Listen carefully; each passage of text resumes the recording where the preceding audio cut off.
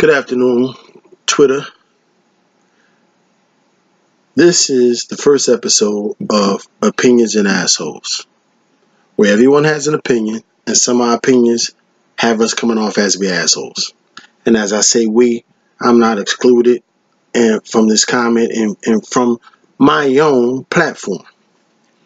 Now, I had started this platform about 2 years ago when Michael Jordan had hedged his bet, whereas though he donated money to the NAACP and he donated money to the Benevolent Police Association. Me knowing who Michael Jordan is based on by his basketball success and all his business success and all the things he's achieved in his life as a winner, as in his adult life as a winner, he took gambles. And taking a gamble meaning that he picked a side. He basically always gambled on himself, which is with his talent and his penchant for winning. So therefore, I feel as though him donating to both associations was a punk move. Take a side and go with that one, Mike. But that's my opinion. Now, like I said, I dusted this thing off. I never posted a video until today. Whereas though I want to thank Mr. Corey Holcomb, for he has motivated me not to sit back on the sideline. And if an asshole like him can have an opinion, why not me? Now, when I call him an asshole, it's a term of endearment. I have no personal griefs and a bone to pick Mr. Holcomb. I'm going to call him Mr. because we're respectable black men, and I'm going to give him respect due. Because he has the cojones, a Mexican word, to step out on stage, tell jokes for a living, and he's been doing it with a modem of success for the past 15, 20 years, give or take. At the end of the day, I salute him because that's what a real man do. You've done something I dreamt about doing but never did. So I give you kudos first and foremost. But now it's time to express my opinion. And I'm going to come off as an asshole because that's why I like your comedy. You have asshole tendencies. You, sir, are the head of the asshole association. You're not only a client, but you're the president. And with that being said, I got the pleasantries out the way. Let's start with the tweet. Now, he had tweeted out, I should be better prepared, but who gives a fuck? I'm going to do it the way I do it. He had tweeted out the video of a young lady who was getting her car impounded, and it was a pastor on the sideline saying it. Talking to the cops. He wasn't being disrespectful. He's speaking his truth. He's speaking the truth as far as he could see it, and I have no problem with it. As a black man, I praise him for his courageous sermon and the intensity and the veracity in which he gave that, that speech to those officers. They need that shit. They need their cage shook every now and then. More so now than then. So, I tweeted out, I'm so confused. Her tags were expired for under a year and they impounded the car, and the problem is what? I don't see a problem because if she banged it to you without registration and insurance, what the fuck you going to do? And you have insurance. Things that make people go, So, Mr. Holcomb responded to me. Thanks, bro. Your a model of inspiration. He responded with, this person does not show its face for a reason. Period.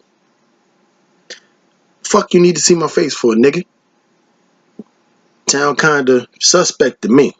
For you to always rail against men who have a different sexual preference than you and females that have a different sexual preference to you, for you to need to see my face as if I'm afraid to show my face, Nah, homie.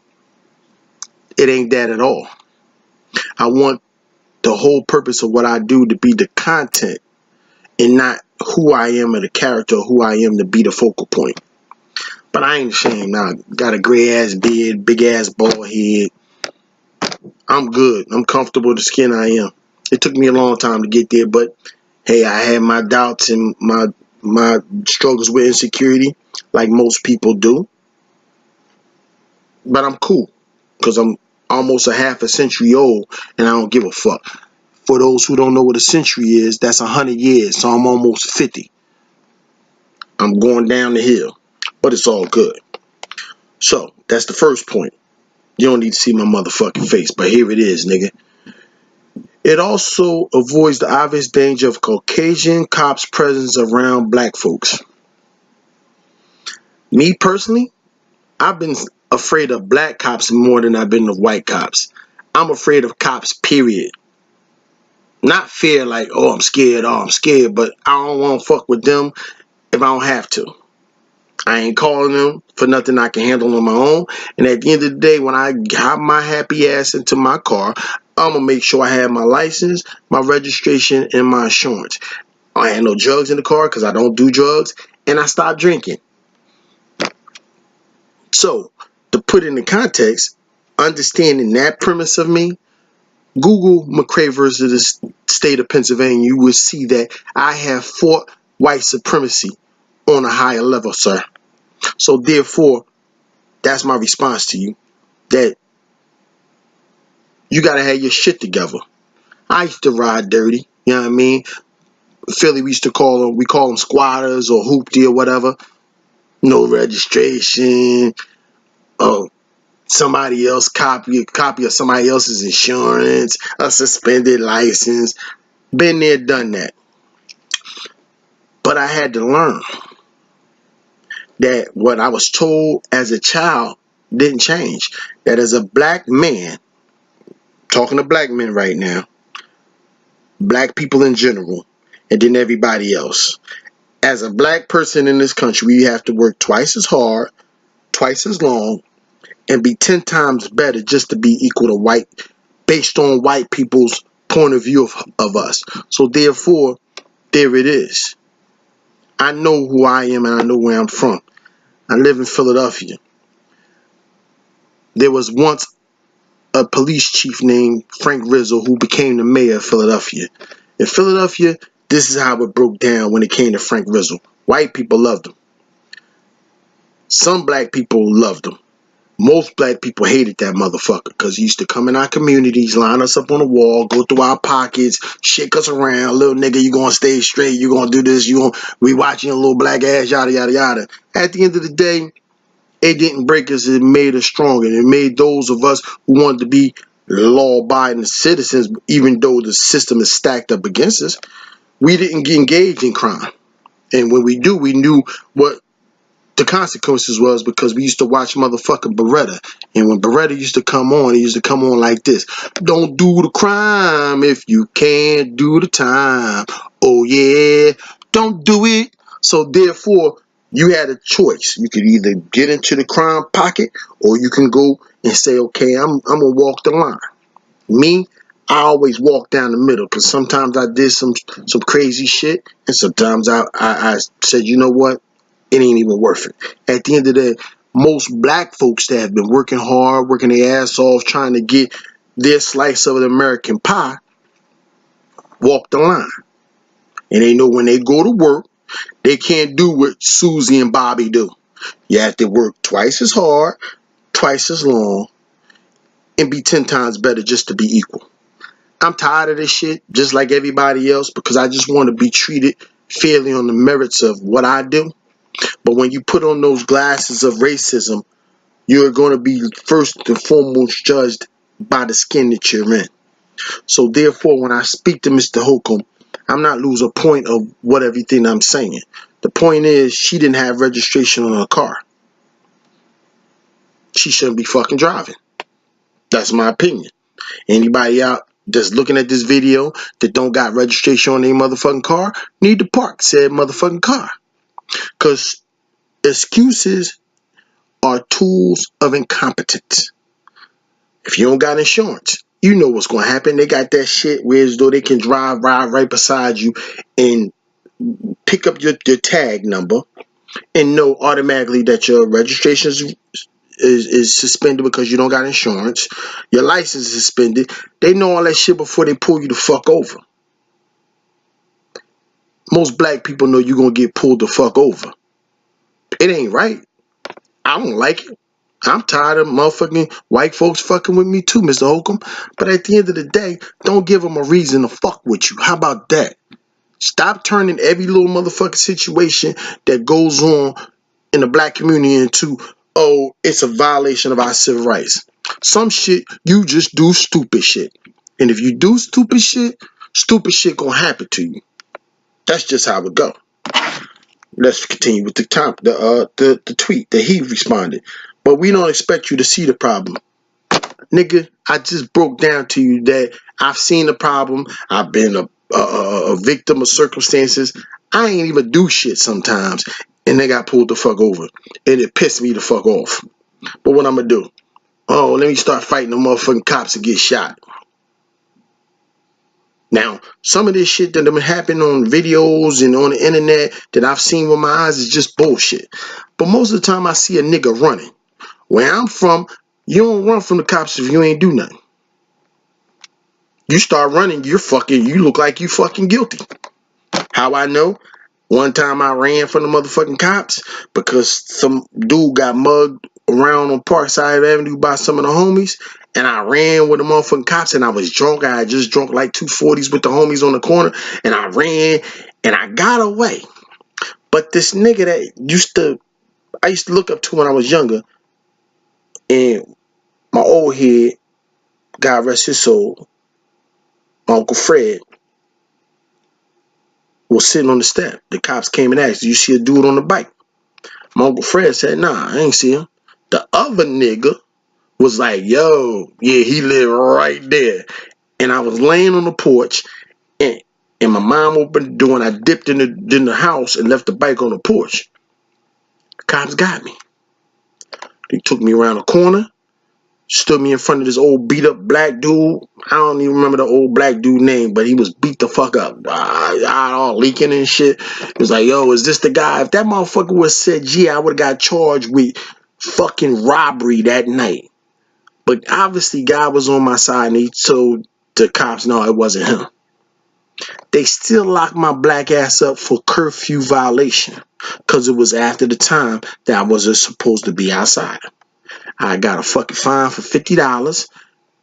That fucking, no, it's $250. It was $250, and I was on what you call non-reporting probation and shit. I was a juvenile, so at the end of the day, I had to pay the like 250 of my summer job money went towards paying a fucking fine. And then on top of that, I couldn't get in trouble. So I had to stay in front of the fucking house. Other than going across the street to play some ball, I had to go into my summer job. I had to stay in the proximity of the front fucking door. So nigga, when you start talking about somebody's, making fucking comments as if you're a fucking scholar all of a sudden, you're a fucking comedian. Make me laugh, nigga. This shit that you say, we expect you to justify what is done by the barbaric beasts who destroy the world with terror. That motherfucker's been destroying the world with terror since the beginning. At the end of the day, you stay prayed up, stay focused, and do what you gotta do. If you know you got a motherfucking car, you need to have a license. You need to have insurance, and the motherfucking need to be registered. That's even when the bitch break down, you want to start blaming the fucking dealer. How about maintaining your fucking car? How about that? So, as I sit here and I read your attempt to be intellectual, nigga, be a comedian. I'm not going to tell you to stay in the box because you obviously woke and you conscientious and your 5150 show was funny. I stopped watching the show when that corny nigga with the glasses swung on Aries Spears when they was doing what we always did in the hood, the dozens, talk shit. The difference is he ain't built like that. And if it was me, I would have beat the bricks off that motherfucker. And I'm letting you know that shit. Real talk. Cause I ain't with all that. And like I said, as far as this whole situation, the girl was wrong. Sorry, Mr. Holcomb. You know what's fucked up? A motherfucker getting choked out for cigarettes, for selling some cigarettes. Even though you ain't supposed to sell cigarettes, if you got some cigarettes, you should be able to sell them shits and not get choked the fuck out when you keep saying I can't breathe. That's a travesty. A motherfucker going to get iced tea and some Skittles and coming back in this community and a motherfucking punk ass so-called night watch or neighborhood watch dude gonna confront you because you don't look like you belong in the community. That's some bullshit. A motherfucker getting arrested and getting a plunger stuck in his ass. That's some bullshit. A motherfucker getting shot in his backyard, but the nigga was running. I don't know if it's a gun or not, but a lot of these cops out here playing video game and shooting a nigga 45 times. Don't fucking run. That's how simple it is. If you ain't do shit, what you running for? Here's my fucking ID. My name Robert McCray, 225, 1969. At the end of the motherfucking day, I ain't do shit. What the problem is? If they start putting hands on you, they gonna shake you, because that's what they do. If you ever been locked up before, they gonna shake you. And if there's people out there, they gonna shake you and be like, stop resisting, stop resisting. They done did that shit to me, and I said, yo, why the fuck you shaking me? And then the punk ass cops are getting to the precinct and be like, oh, we had to do that because you was making it was turning into a scene. Nigga, you turned it into a scene. So don't sit here and question my blackness. Don't question who I am, because I stand up for what I believe in. And it go for a lot of these young motherfuckers that always posting on the internet, oh, free this person, free that person, free this person, free that person. If the motherfucker did the crime and you don't got no motherfucking lawyer and you depending on the PD or public defender, that's on your dumb ass. Because if you out here so-called getting money, the first thing if you're doing dirt, you need to pay for a motherfucking shovel. A shovel, i.e. lawyer, then you won't have a problem. I have plenty of opinions. This one went a little bit long because I am long-winded and I can talk all motherfucking day. But Mr. Holcomb, I respect what you do, but don't ever come for my blackness, nigga, because my soul ain't for sale. It never was and it never will be. So when you see my motherfucking name pop up on your shit, you give me the respect that I give you. You have an opinion? I appreciate it. I respect it. Some of your opinions and some of the things you respond to is fucking mean and hateful and spiteful. I find the shit funny because you're supposed to laugh. The Bible tell you laughter is good medicine. So half the shit you saying, I don't take it serious. It's just your opinion and you're entitled to it. So this done went 18 minutes. 19 minutes long. I'm gonna end the last minute with this. I used to like Kanye West. I still like him. I just don't fuck with him as much as I used to. He's being Kanye. He's always been different. I didn't have a problem with him saying that slavery is a choice. Because let me break it down to you. And I tweeted this. If I was over in Africa with my 4 or 5 black queens and shit, my little fucking hut and my little village and shit, and I'm over there chilling and shit, doing my shit, and all of a sudden the motherfucking village over there say, yo, it's a village over there, the motherfuckers just over there fucking and have a good time and shit, chilling. We gonna help you capture the motherfuckers. They capture my ass, put me on the boat, and I'm sitting there thinking about my 4 motherfucking queens in my village and eating lion meat and all that old fly shit. And a motherfucker hit me with something. The choice would have been easy. I would have died that motherfucking day, and the lineage of Robert McCray wouldn't have went forward. I would have been the dead African motherfucker that at the end of the day, nah, I'm fucking dying. So slavery was a choice. If you choose to fall in line, or you choose to fucking die. The people that chose to die were free the moment they died. The true people who chose to pick the cotton and go forth, my ancestors, your ancestors that allowed us to be here, they fought the good fight, they kept their faith, and that's how we're able to be here now today. What we have to do is have the same struggle, the same conviction, the same courage that they have, so that we can stop seeing people getting their car fucking impounded, that we can pull together our money and help the sister get a registration. But we as niggas, we can't agree on the color of the motherfucking sky. We as black folks cannot come together on one situation and say, this is what we're going to fight for and stick to it, because everybody got a variance of opinions. It's just like being on the job. White motherfuckers start talking about benefits and all the shit and all the rules and regulations. We try to assimilate ourselves with them, or we don't click up and say, okay, this is how we gonna do this. The first hint of sign a hint of fucking challenge and disparity, we fucking flee and run like chumps. We don't stick together. Where I got you. If I say I got you, I got you. So with that being said, Mr. Corey Holcomb, have a good day. And like I said, peace, much success, continued success to you.